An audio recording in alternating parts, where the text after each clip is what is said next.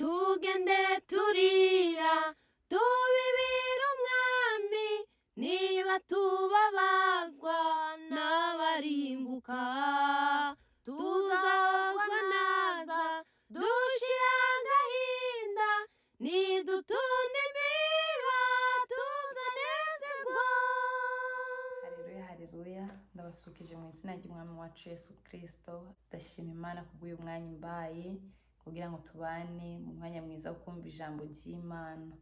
Ku bari basha kuri Getsemani cano ikaze, bifurije umugisha w'Imana kandi n'abasangwa umugisha w'Imana, n'abadusengera Imana ikomeze ibagire neza kandi bahe imbaraga zo kuguma mu bihe byiza.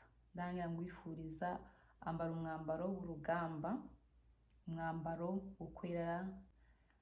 Ngwifurije imyambaro myiza kuko umwambaro wo kwera uzaduhesha kubona Imana, kuko iyo umuntu ari umunyabyaha ntabwo ashobora kubona Imana habe na gato.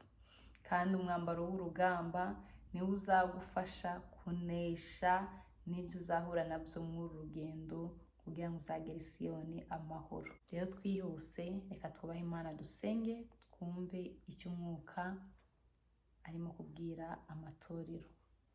Uwiteka Mana yacu, ndagushimye ndaguhimbaje kubw'uyu mwanya umbaye kugira ngo mbashe kugeza amazi ku mitima isaraye, kandi senga cyane ngwinginga yuko abaguye umwuma wabahembura, abaguye isari wabahembura mu izina rya Yesu. Ijambo ryawe rirakiza, ijambo ryawe rirabohora. Reka umwuka wera aganze ariherekeze, akorere muri njye, kandi nanjye ubwanjye iri jambo ringize na bene data baryumve uko ubishaka. Kandi kuryumva ntituryumve gusa, ahubwo turyumve tunaryumvire, tubishire mu bikorwa. Nakwinginze bana natwe, umwuka wera abane natwe, niko nsenze nize mu izina rya Yesu, amen, amen. Tugiye gusoma ijambo ry'Imana dusanga mu rwandiko rwa kabiri rwanditswe na Petero, urwandiko rwa kabiri ibice 3 umurongo wa 9. Dusoma ijambo ry'Imana mu izina rya Yesu. Umutwe waho w'amagambo uragira ati: ibyo kugaruka k'umwami Yesu. 9. Umwami Imana ndiyitinza isezerano ryayo nguko bamwe babitekereza yuko iritinza, ahubwo itwihanganira, idashaka ko hagira n'umwe urimbuka, ahubwo ishaka ko bose bihana. Amen. Iri jambo raryoshye. Imana ngo ntabwo itinza isezerano nguko twebwe tubitekereza, ahubwo kuritinza kwayo si ukugira ngo hagire uwibabaza, si ukugira ngo hagire urimbuka, ahubwo ni ukugira ngo bose bihane batarimbuka, bahabwe ubugingo buhoraho. Imana ishimwe. Ni ijambo riryoshye, kuko bamwe ngo batekereza yuko ngo umwami Imana ngo yatinze gusohoza isezerano ryayo. Ntabwo Imana yatinze, ntabwo Kristo yatinze, ahubwo gutinda kwa Kristo ngo ni ukugira ngo abantu bose bihane, hatagira n'umwe urimbuka, hatagira n'umwe uzajya muri wa muriro. Imana agira ngo iburire buri umwe wese kandi namwihanganira, imubwira ati: mwana wanjye ongera ugaruke, wowe utaraza Imana irimo kuguhamagara ati: ngwino mwana wanjye, ndeza amaboko, niteguye kukwakira. Imana yiteguye kukwakira, wowe wasubiye inyuma, wowe wacogoye uva mu byo kwizera, iragutegereje. Imana iragutegereje. Rero bamaso kugaruka kwa Kristo, abera barategereje, itoro rya Kristo riracyari mu isi. Yesu ntabwo aragaruka ngo aze atware itorero, ariko ibyo bibereyeho yuko akomeje kutwihangana twebwe babi, twebwe banyabyaha, akomeje kutwihanganira. akomeje kutwihangana. Ahari Jane yasubira mu murongo, ahari runaka yasubira mu murongo. Imana iragutegereje nshuti y'umusaraba. Imana irimo kukwinginga ati garuka, Kristo aragira aze, Imana ikamubwira ati oya mwana wanjye, ube wicaye ku indebe, ndegereje ko na Jean d'Arc yihana, ndegereje ko na Jean Paul yihana, ndegereje ko na Jean Claude yagaruka mu murongo, ndegereje ko na Jean Pierre agaruka mu murongo. Imana hari abandi gitegereje, hari abandi Imana ikomeje gutegereza. Mwene data wowe uri kunyumva, Imana cyagutegereje. Impamvu Kristo ataraza niko Kristo akurindiriye, niko Kristo ategereza yuko wende ejo urihana, wende ejo urasubira mu murongo, wende ejo ahari Pierre yagaruka, Pierre yaba umuntu utunganiye Imana. Niyo impamvu Imana ikomeje kwihangana. Kuba Imana itarasohoza isezerano, kuba Kristo ataragaruka, ni njyewe nawe. Ese mwene data, waba waramenye icyazanye Yesu? Waba waramenye impamvu Yesu yaje mu isi? Nta kindi, ni kugira ngo njyewe Jeanne d'Arc nawe tuzaronga ubugingo, tuzaronge ubugingo buhoraho. Wowe utarinjira muri Kristo, wowe utarihana, wowe utaratura, wowe utarava mu bugaragwa, wowe utarava mu bubata bwa Satani, wowe utarareka amagambo, wowe utarava muri za nzira z'abakobanyi, wowe utarareka kunegurana, wowe utarareka ubusambo, wowe utarareka ibyaha by'ingeso mbi, wowe utarahagarika kureba ya mafilime y'urukozasoni, wowe utarahagarika za nzira zo mu kabari, wowe utarahagarika za nzira zo muri boîte de minuit, wowe utarahagarika ya myambaro y'urukozasoni, Imana iragutegereje, Kristo aragutegereje. Kristo aragira ngo ahaguruke. Data wa twese akamubwira ati mwana wanjye uba wicaye. Jeanne d'Arc ategerezwa kwihana. Mubona andika ubugingo, Jeanne d'Arc namwandikiye ubugingo, Jean Claude namwandikiye ubugingo, Jean d'Amour namwandikiye ubugingo, Jean Pierre namwandikiye ubugingo, Jean Paul namwandikiye ubugingo. Nawe shiraho izina ryawe. Yewe Claudine namwandikiye ubugingo, nawe ategerezwa kuza. Kristo mwana wanjye ngunda, ndabizi ko ugifite ubwuzu, ushaka kureba babandi uba wacunguje, ushaka kubereka ukabatumurikira, abamarayika bakeneye kubareba. Ariko data wa twese ari kubwira Kristo ihangane, ube wicaye. Cyangwa se Kristo ari kubwira Imana ati yo Mana, reka na runaka nawe namumeneye amaraso, Mana reka kaburetse, igihe cyanjye cyo kwiyereka isi ntabwo kiragera. Bene da, impamvu Kristo ataraza ni ukugira ngo wowe nanjye dukizwe neza, tuve mu kuvanga agakiza kari mu mutima, tuve mu byo kuvuga agakiza kari mu myambaro. Kwambara ibirebire siko gukizwa, gutega igitambara siko gukizwa. Gukizwa ni ku mutima, udwango rukamvamo, amoko yakamvamo, ishari rikamvamo, amagambo yakamvamo, udwango rukamvamo. Uko niko gukizwa. Imana itugire neza. Kuba Kristo atarahagara ku bicu, kuba Kristo atarurira ya farashi ye twumva mu byahishuwe, ni ukugira ngo Jeanne d'Arc ave mu gukizwa nabi, kuko gukizwa nabi bitera umwaku. Ni ukugira ngo Jeanne d'Arc ave muri twa dutiko, ave muri twa dukosa, kugira ngo wowe Daniel uve muri ibyo, ni ukugira ngo wowe Daniela uve muri ibyo. Arakinginga Data, Mwuka Wera aracyaniha ngo ni Imana butatu butagatifu bwera. Birashoboka muri uko Kristo ari kuvuga ati Imana igihe cyanjye kirageze reka ngende. Imana ikavuga ati mwana wanjye, oya na wundi wamumeneye amaraso.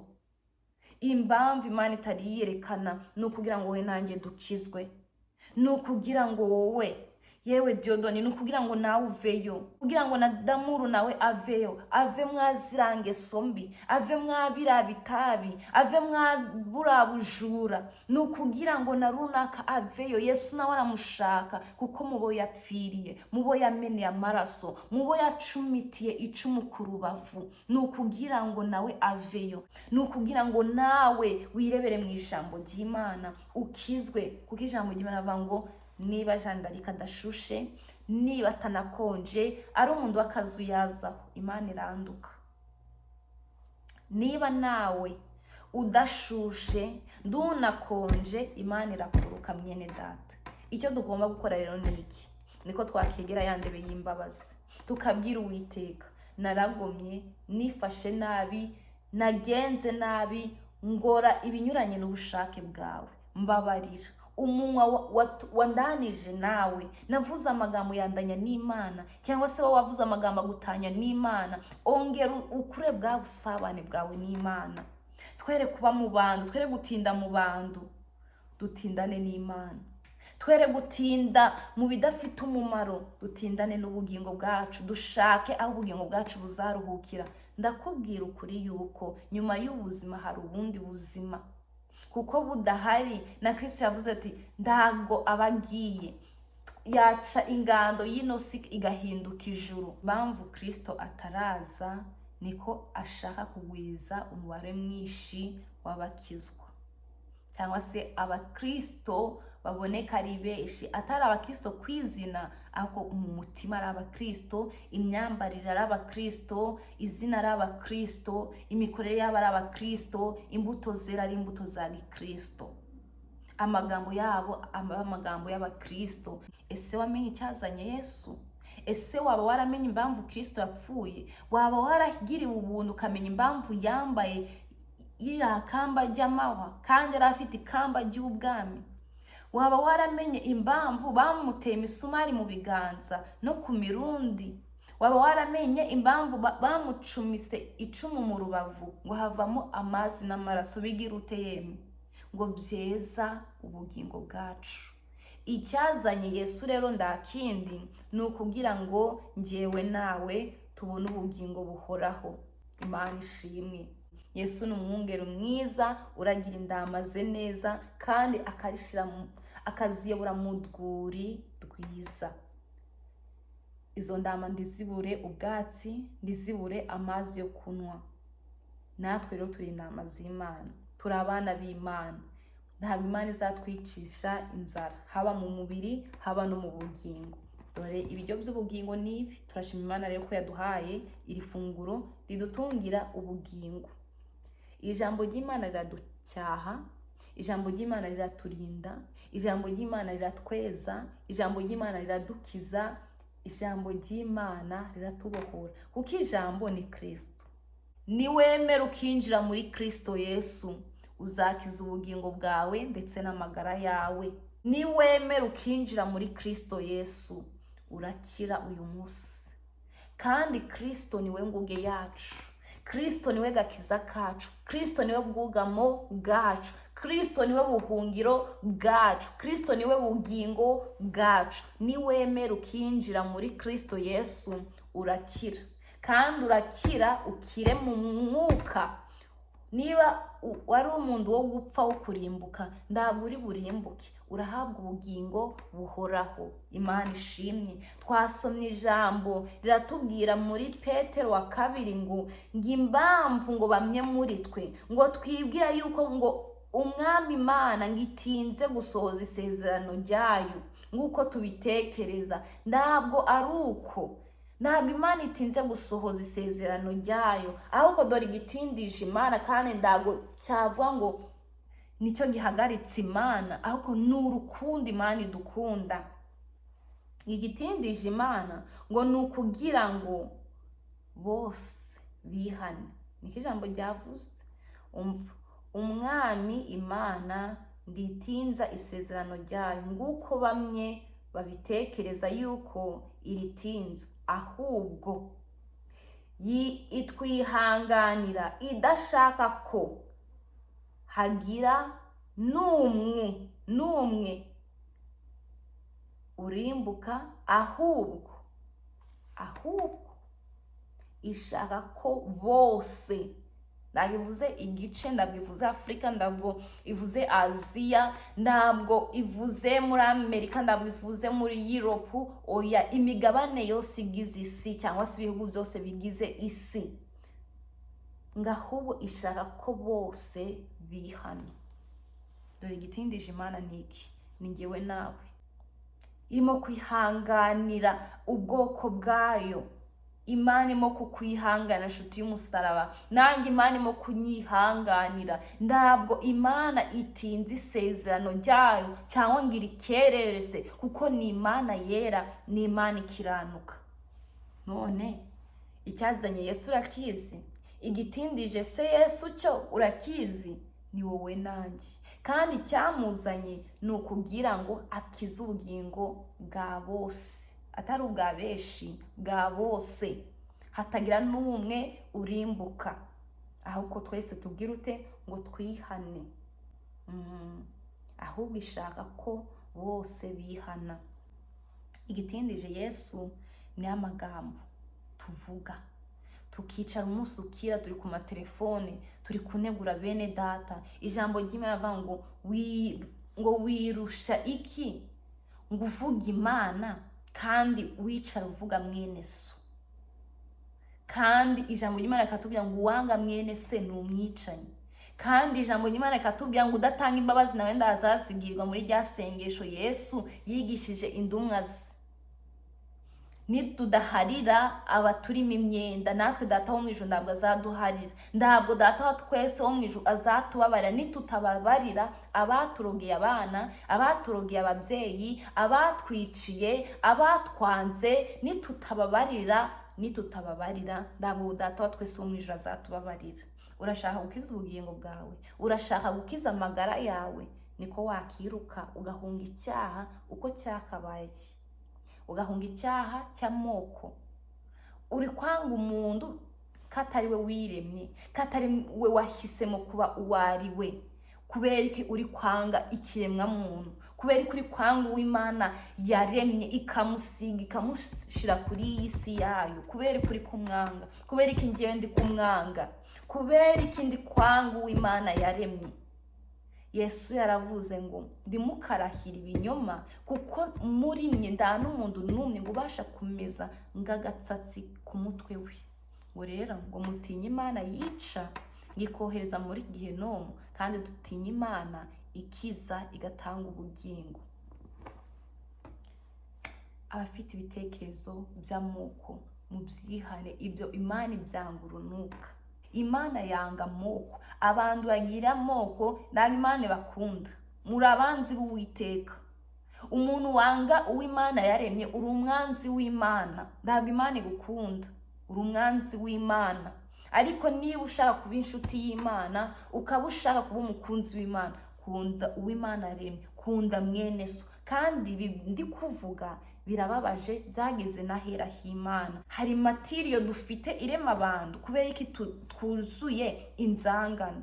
Dore igitindije Imana kubwira Kristo niyurira ifarashi aze mu isi acura itorero, niko no mu nzu y'Imana byagezemo. Hari abo Imana irimo kwihanganira. Erega ntabwo Imana itinze isezerano ryayo, kandi nta nubwo irikerereza, ngo ahubwo ishaka yuko bose bihana. Ishaka ko Karori yihana akareka amoko. Irashaka ko Kabera yihana akava mu nzangano.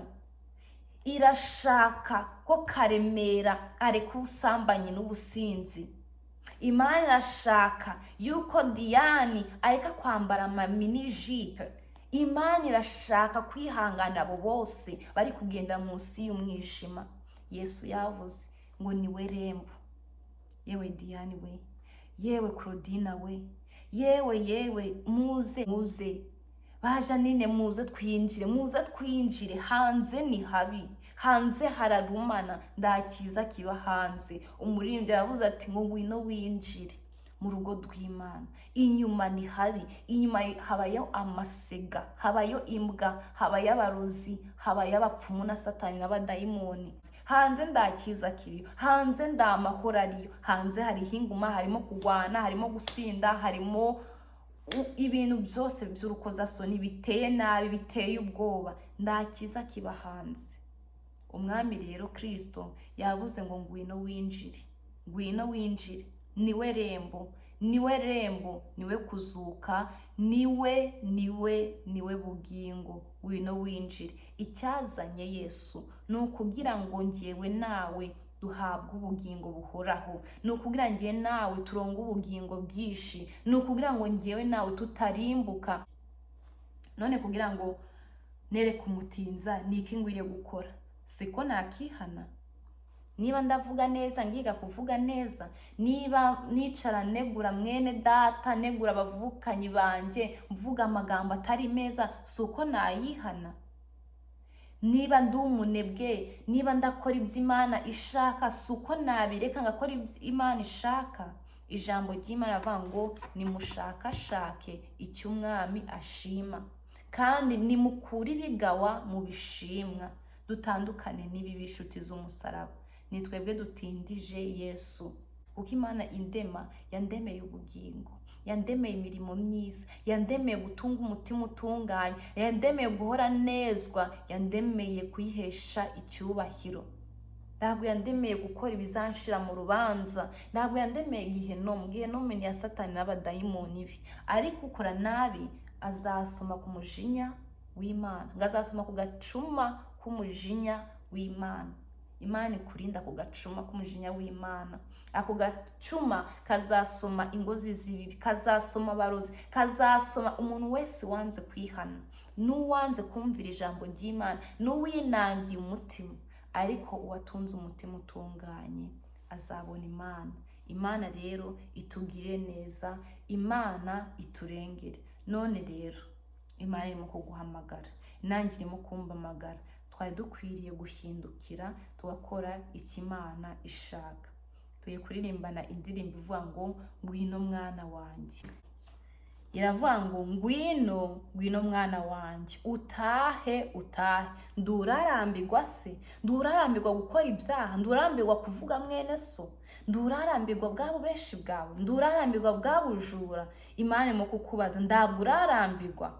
Imana irangije iravuga ati kombagaza aha ku irembo mfite ubwuzu ku bwawe. Ukumva urukundo Imana idukunda. Reka ndirimbe iyi ndirimbo wumva amagambo arimo shaka umuti. Hano tuba turi muri farumasi. Reba umuti urakiza uburwayi bwawe, reba ijambo rirakiza umutima wawe. Ibyo ureba kuri YouTube bitakubaka bitera umugongo. Reka turirimbe mu izina rya Yesu. Ngwino mwana wanjye, utahe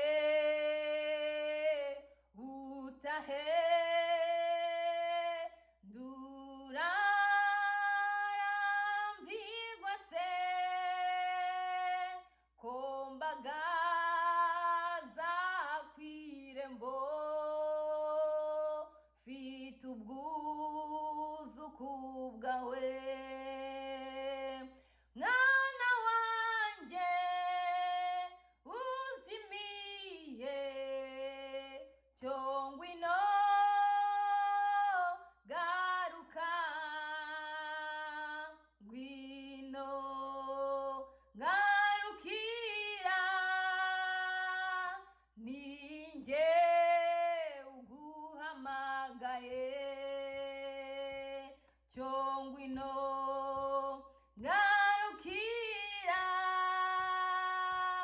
ninjye uguhamagaye. Mwana wanjye uzimiye mu by'isi no mu ngeso mbi, garuka, cyo ngwino garuka,